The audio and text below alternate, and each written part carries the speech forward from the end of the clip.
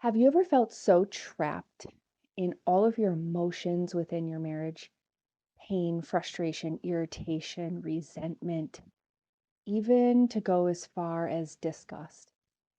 If so, I just want to encourage you to stick around because I'm going to share with you the mental shift that I made that completely changed how my marriage operates today. Hello, I am Tanya Jean, and I've been married for almost 19 years. I am coming to you from a wife who's been through the thick of it. And I just want to share my experiences, not from a holier than thou, up on my high horse perspective, but from the I have burned all the bridges you can imagine. And I want to help you not do that. So I'm going to do my very best to say all the things I want to say today with love, compassion, and empathy, because I understand that there are certain things that can be really hard to hear, especially if you are struggling with this very thing I'm going to talk about today. I know that guards might be up, and so I just want to pray in advance that the Holy Spirit gives you eyes to see, ears to hear, and a heart soft enough to receive what it is I'm going to say to you today. Before I go any further, I do want to mention that I put a form together. I've dropped it in the show notes below. If you want to fill it out, it's just asking for your name and your email because I would love to stay connected. I'm working on some resources that I wish would have been available to me when I was in the thick of it and about to skedaddle out of my marriage. And I am so excited to share with you guys a couple of things. And so if you have any interest at all of just being notified when they're available, you can just put your information down there. No pressure whatsoever. Today, I want to discuss with you the biggest monster that blinded me and ruined so many of my relationships, if not got in the way of all of them to some degree. My relationship as a daughter, sister, friend, wife, mother, um, they really suffered because of this one thing. And this thing was being fed primarily, well, obviously by my flesh, but social media. When I tell you that I had hundreds of reels saved to defend my position as a wife, that would be an understatement. So if you don't know what I'm talking about by now, it is this awful thing. I call it the ugly P word, and that is pride. I know no one likes to hear it, and there's probably going to be a whole bunch of you that click off right now because nobody seems to think they have an issue with it, which is the issue. These books are not best-selling books because people don't think that it applies to them. And that's why it is a monster. So my problem is that my finger was pointed out at my husband and everything was his fault and I was a victim. And it totally blinded me from seeing my part and taking responsibility for my own actions. Social media is in a frenzy, pushing so much content to wives specifically about how men are so toxic. You know, there's messaging that sounds a little bit like this: your husband is a narcissist, he is toxic, you should leave, you deserve better. If he wanted to, he would. Don't settle, you deserve the world. Stop waiting for changes to just materialize because they're not going to. People don't change. Don't accept minimal effort.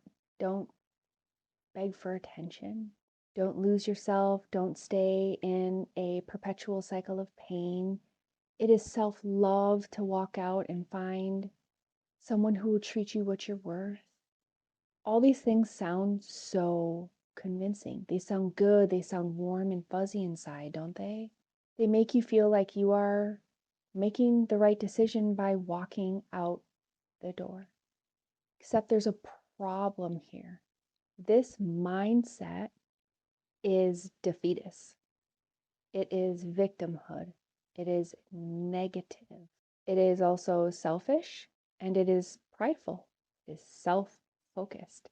Was I really going to walk out on my husband because he wasn't giving me everything that I wanted or I needed when I wanted it and needed it?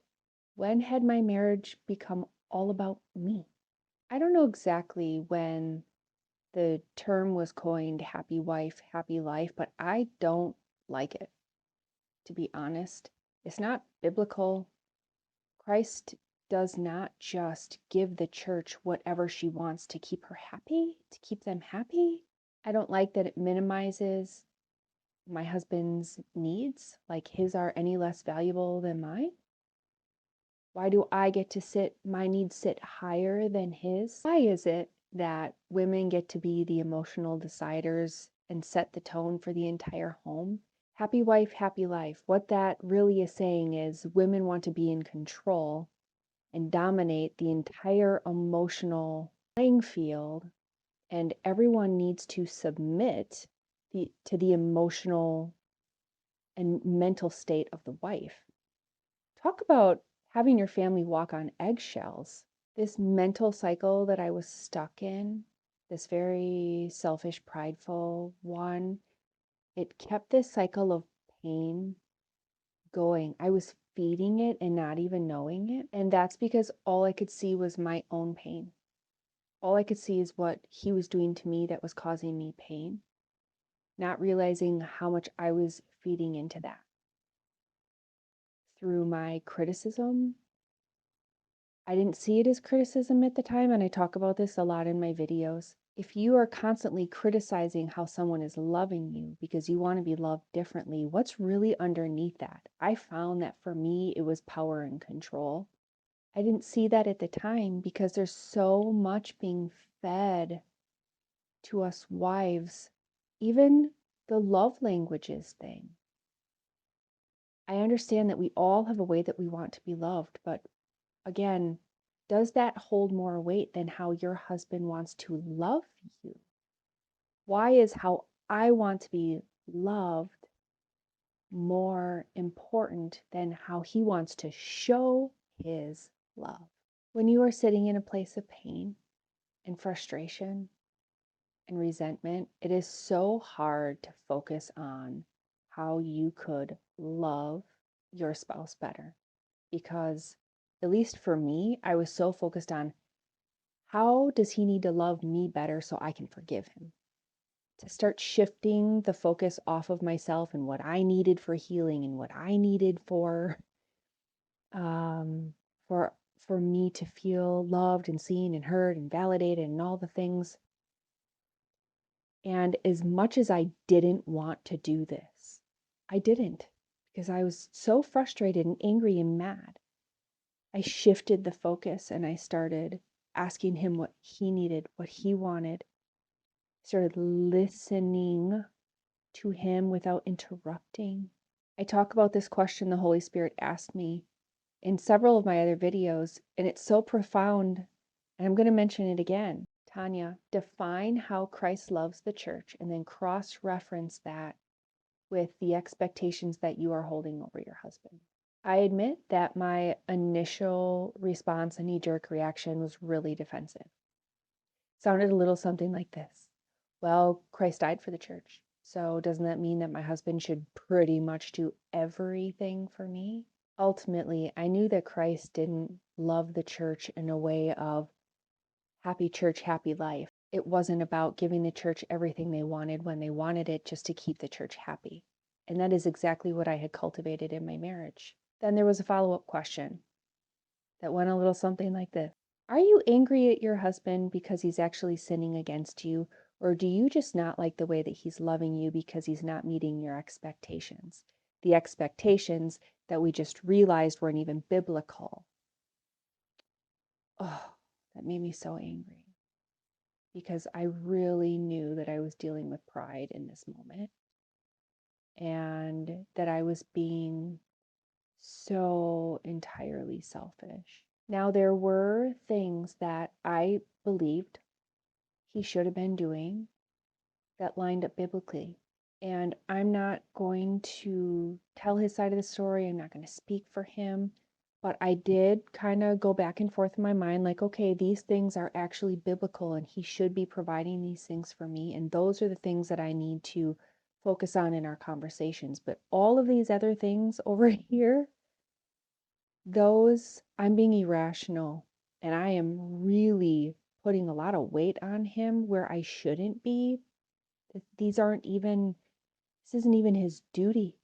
And I realized in that moment that I had essentially created my husband into an idol, counting on him for everything. I went to him because I wanted him to provide every answer, be my solution to all of my emotional needs, carry all of my weight.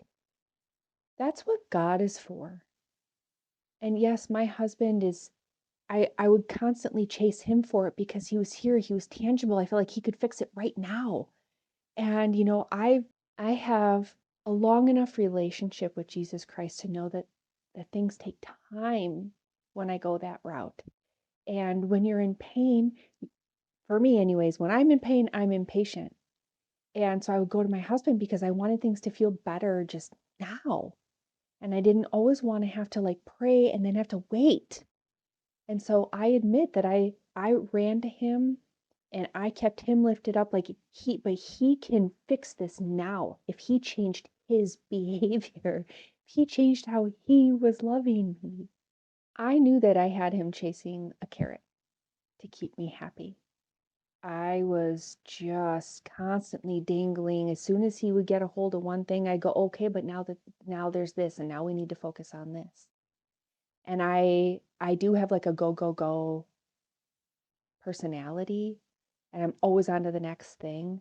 And this is why I talked about my first video of the importance of, for me, slowing down. It's really powerful when you can slow this down.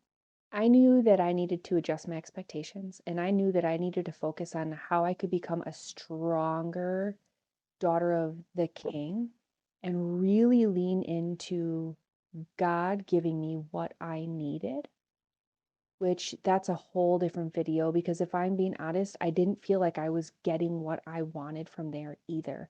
And that is all part of the refining process. It has all played a part in getting me to where I am today. And I'm still not perfect. Okay. I am still a work in progress, but all of these things worked together to get me to realize quite a few crucial lessons, and that's why I'm making this content for you guys.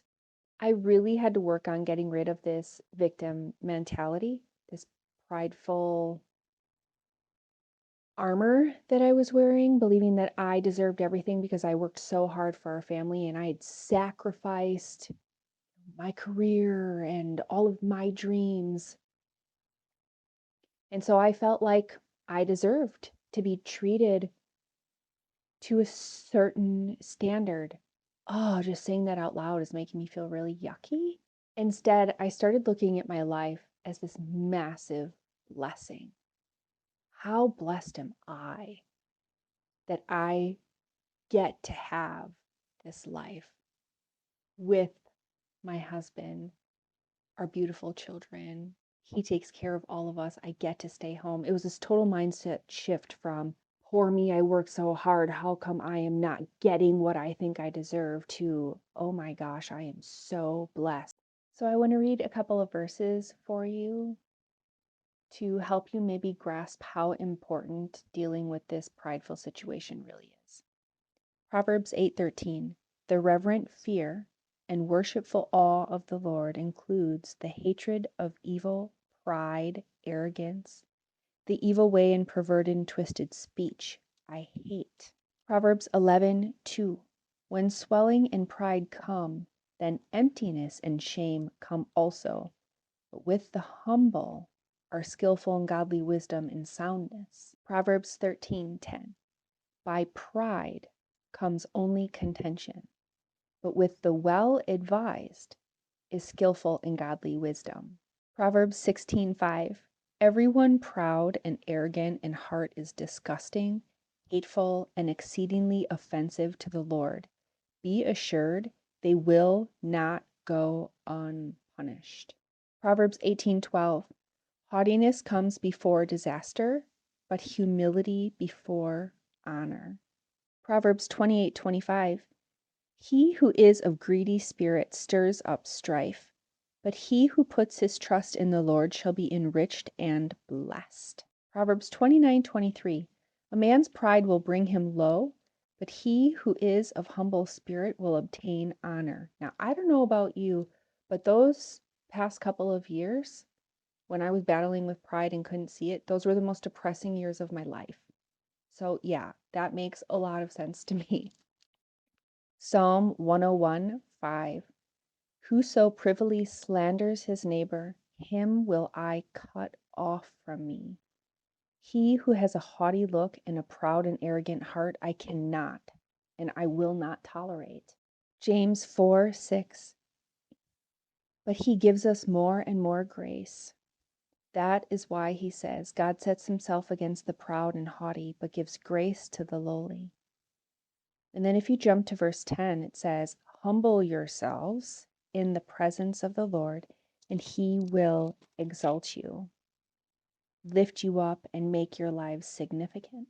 And the last verse I want to read to you, it is in 1 Corinthians chapter 13. And this really helped me realign what I should be doing. Love endures long and is patient and kind. Love never is envious nor boils over with jealousy, is not boastful, does not display itself haughtily. It is not conceited, arrogant, inflated with pride. It is not rude. It does not act unbecomingly. Love does not, now obviously this is God's love for us, does not insist on its own rights or its own way, for it is not self-seeking. It is not touchy or fretful or resentful. It takes no account of the evil done to it. It pays no attention to a suffered wrong. It does not rejoice at injustice and unrighteousness, but rejoices when right and truth prevail. Love bears up under anything and everything that comes, is ever ready to believe the best in every person. Its hopes are fadeless under all circumstances, and it endures everything without weakening. Love never fails. Now, the reason I said God's love for us is because we were made in the image of God. And so this is also how we should be loving other people, especially our spouse. So I want to give you a couple of things that you can pray about. These are things that I had to pray about because I was a mess. Admittedly, I was a really big mess. So I prayed for new lenses to see my husband and his character the way that God sees him and no longer the way that I saw him. Because I'm going to be honest, I was so blinded by my pain that I could not see him accurately. I prayed for new ears to hear, not just from the Holy Spirit, but also from my husband. I wanted to be able to hear the things from the Holy Spirit and my husband that were going to be hard to hear because pride makes you really defensive because you don't think that any of that could possibly be true. And I prayed for a softened heart because I had become so resentful and I was starting to just shut myself off because I had become hopeless. I thought that the harder that I could just make my heart, the less that I would keep pushing in because I was the push in and we're going to fix this and this is what we need to do. And I had to, like, my heart was getting very because of that, because things were just not going the way that I wanted them to. I wanted them fixed so bad when I wanted them fixed. And if he would just this, then I could do that. And I made a video about that too, where I'm talking about, no, you go first and then I'll respond. I prayed for my mind to keep slowing down and for a certain level of humility. I prayed for my mind to start moving slower so that I could actually take in and process what was being shown to me. So I just want to encourage you that if your marriage is a mess, even if you're in pain, I just want to recommend that you try to slow down and step back and just look at your part. Now, every marriage is different, and I am not saying that every marriage should stay together, because there are situations where that I do not believe that that should be the case. I'm just trying to talk about mine. And if you hear any similarities or things that could be helpful that you can apply to your marriage, I hope that you can do that. But I'm not here trying to say that everyone needs to stay together. I do want to encourage everyone to look at their part so that they don't end up in a new marriage repeating the same cycles that they didn't want to look at in the first one because their pride was so puffed up that they couldn't see it. This doesn't mean that your pain is invalid. It just means that you're going to choose to focus on something different. It means that maybe you stop pushing in on your spouse and trying to get them to change, and you work on yourself and get yourself to change first. Because the Bible does speak about making sure that you pull the log out of your own eye before pointing out the speck in someone else's. And so, if there is something that is absolutely driving you crazy in your spouse, chances are you're battling yourself and you can't see it. So, I know sometimes marriage can feel like it is just a whole bunch of suffering. At least I admit that that is what mine felt like for a really long time. And so I just want to read one last thing for you. It's Galatians chapter 5, verse 22. But the fruit of the Holy Spirit is love, joy, peace, patience, kindness, goodness, and faithfulness, gentleness, self-control. And in another version, it says long suffering, which is radical patience. So if you feel like all you're doing is suffering in your marriage, just remember that radical patience is absolutely necessary. And to also remember that our timeline is not God's timeline. I know that we just want things to be better right now. And I really appreciate that. But sometimes things just take more time. And if things aren't getting better, that's an even bigger indicator that there's probably something that still needs working on for yourself. Again, just a reminder that there is that link below if you want to pop your name and your email in there so that we can stay connected. I'm not going to spam you. I don't even have an email campaign or anything set up. I just want to be able to get a hold of you when I do release a resource that could potentially help you on your way. So, God bless. I love you. Till next time.